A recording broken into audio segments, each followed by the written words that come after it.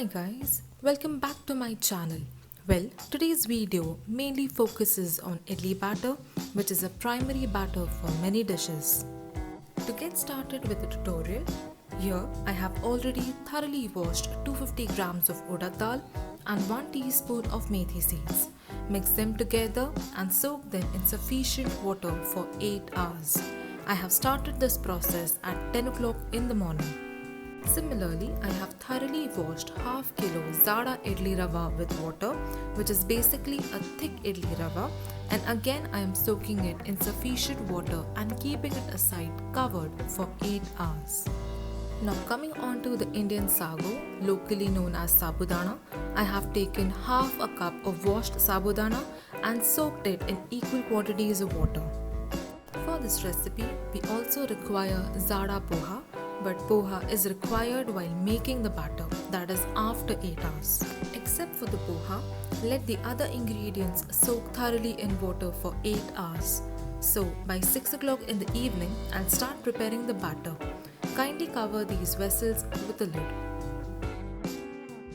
Exactly after 8 hours, drain the water from all the ingredients and also wash poha under running water, just like you do while preparing your breakfast poha.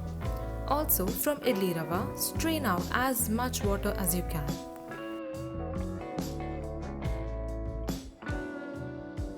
Initially, in a mixer jar, blend half of the soaked urad dal without adding any water.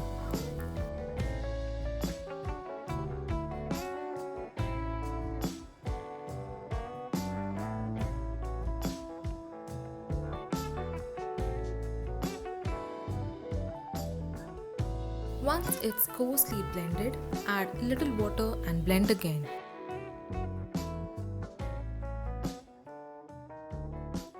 To blend this entire quantity of urad dal, I required half cup of water in total. You may require more or less. So every time you blend, add 1 to 2 tablespoons of water at a time. Keep adding water to the urad dal till it forms a fine and thick flowing texture. To determine the exact quantity of water required for the same is a little tricky because it mainly depends on how much water you strain from the initial soaked dal. Keep all the blended urad dal in one container.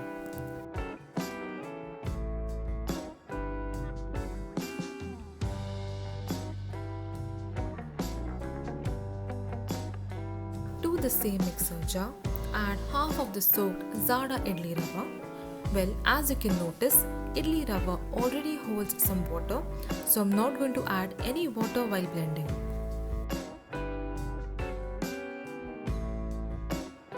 Once blended, add soaked sabudana. Sabudana improves and brightens the color of the idlis as it contains starch, and because of its viscous properties, it mainly acts as a thickener. It also provides a spongy texture to the batter, which eventually makes the idlis soft and fluffy.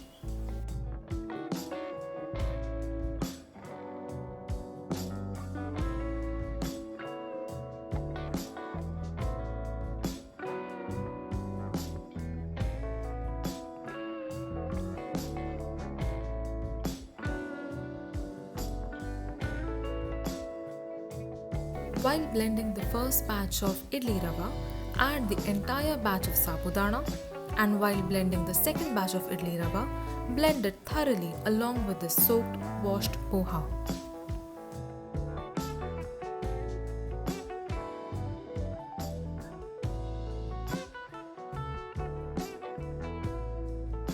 Now, once the idli rava batter is blended, place it in a container.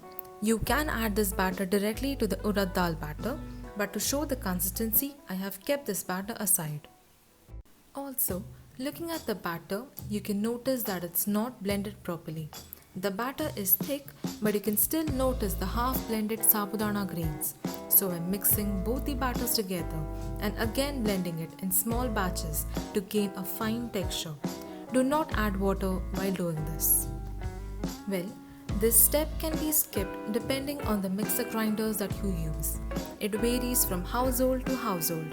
Some mixer grinders are heavy duty and commercial, whereas some mixers cannot handle much load and thus stops at regular intervals. So you just don't get that momentum. Again, blend both the batters together and pour it in a vessel where the batter shall get fermented. To store this batter, I have used a pressure cooker.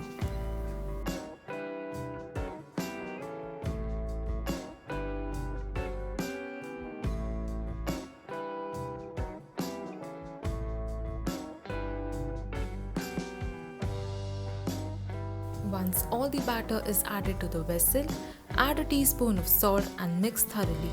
Salt prevents over-fermentation. You can also mix the batter with your bare hands, as the bacteria present on the human hand transfers onto the batter and it shall help the batter to ferment nicely. Keep this vessel overnight in a warm place in order to allow it to ferment properly.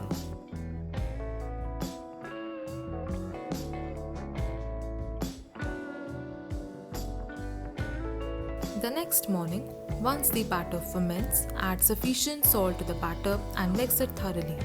You can notice the batter has gained a porous texture and small bubbles have appeared through and through. Place the idli batter onto the oil-greased plates. Keep a little space on the corners, which will allow the batter to flow till the corners and won't overflow.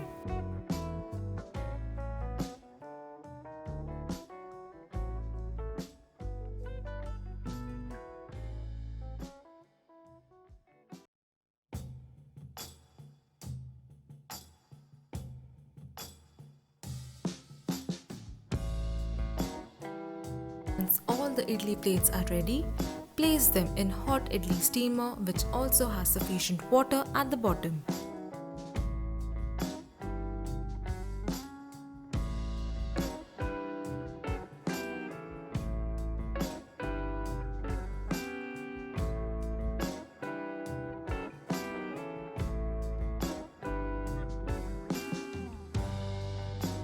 Cover the idli steamer with a lid and cook the idlis on a high flame for 15 minutes. After 15 minutes, once the idlis are cooked, remove the idli plate.